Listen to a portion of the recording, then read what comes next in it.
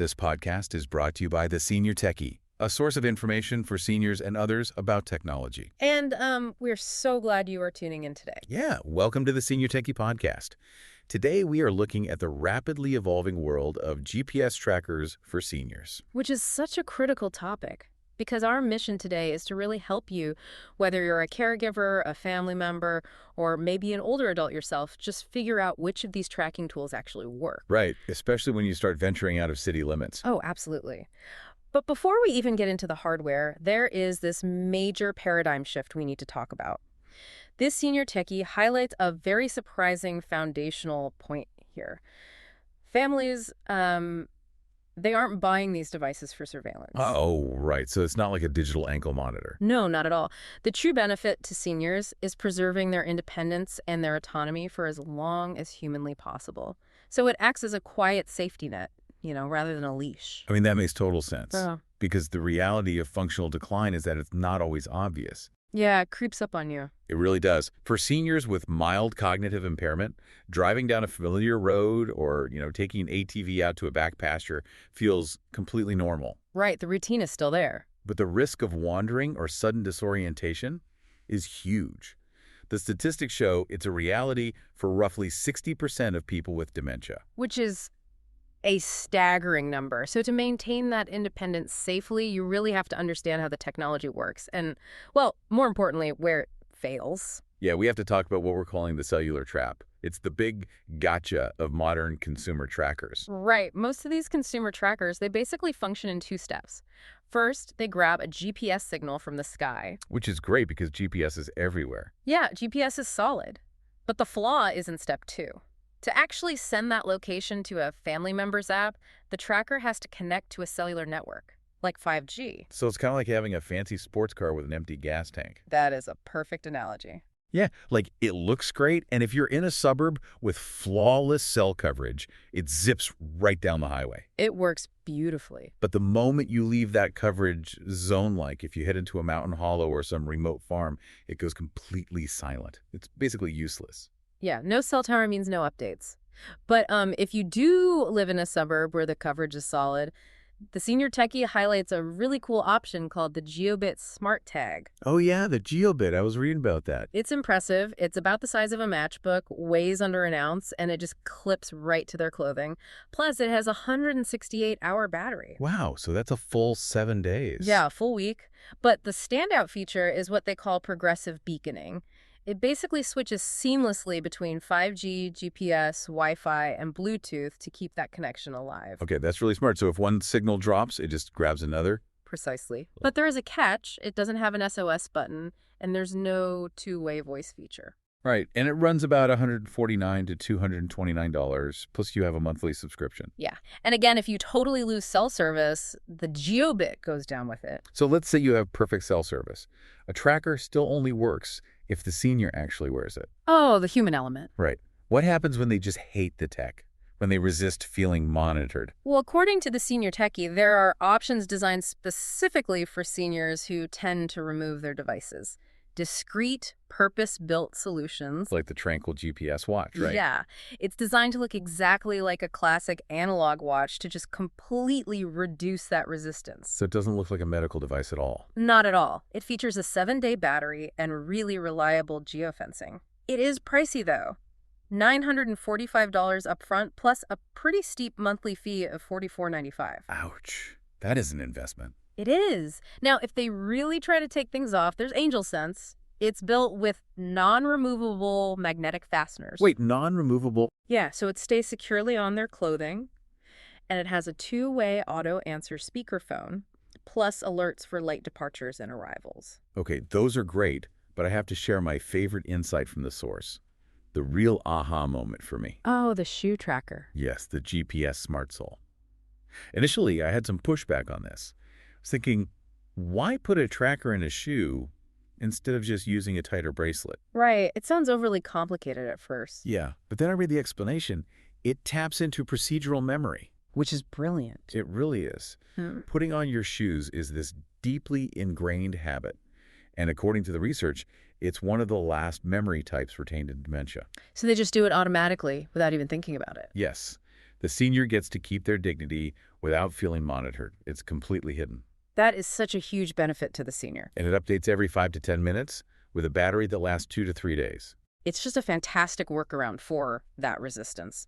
But we need to pivot a bit. We've solved the problem of the senior removing the device. But what if that senior is, say, a rancher in Montana? Or a farmer working miles away from a cell tower. Yeah, exactly. In those cases, we have to abandon cellular networks completely. We're going off-grid.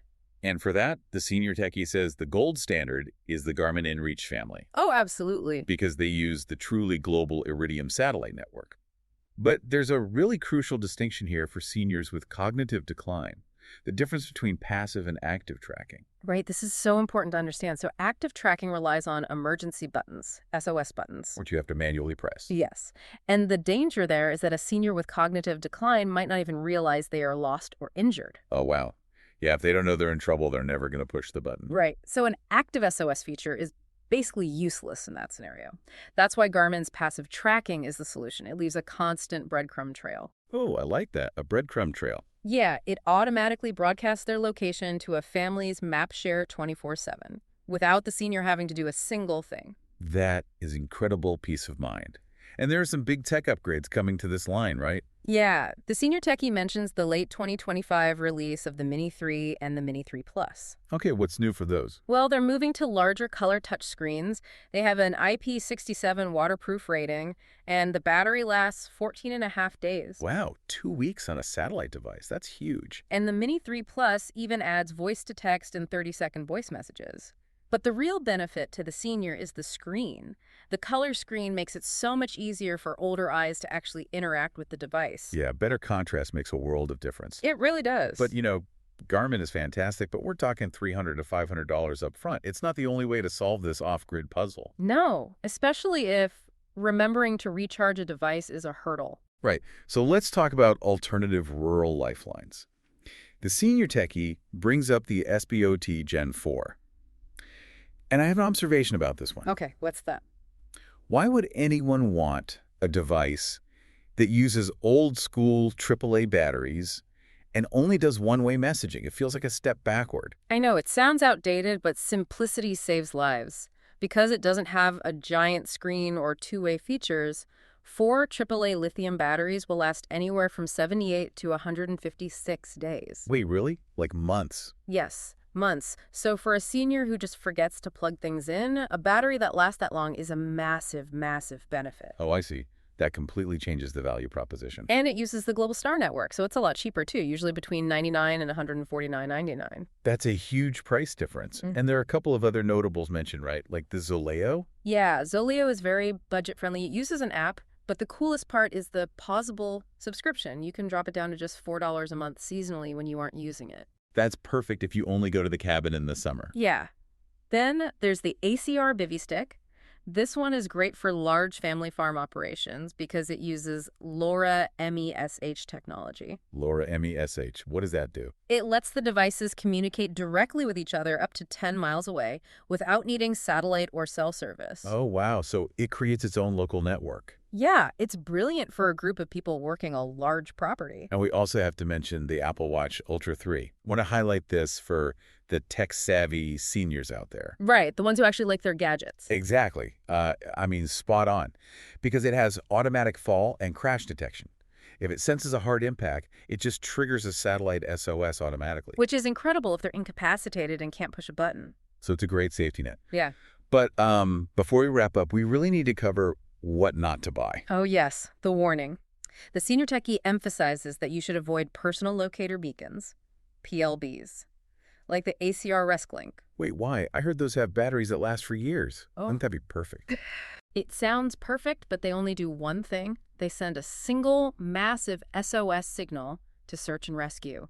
There is no continuous breadcrumb tracking. Oh, so a family member can't just open an app to check on them? No, not at all. And worse, they require manual activation. You have to flip an antenna and push a button, which, as we said, is completely unsuited for seniors with cognitive decline. Right. If they don't know they're lost, they won't trigger the PLB. That's a really critical warning. It is. Well, let's try to synthesize the takeaways here.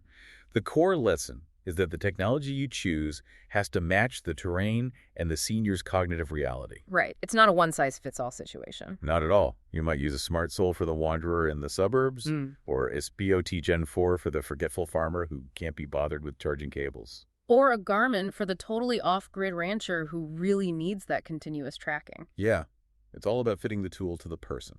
And, it leaves us with this final, somewhat provocative thought to ponder. Oh. As this technology becomes more invisible and completely automatic, hidden in shoes and watches, how do families strike the perfect balance? That's a tough one. It is.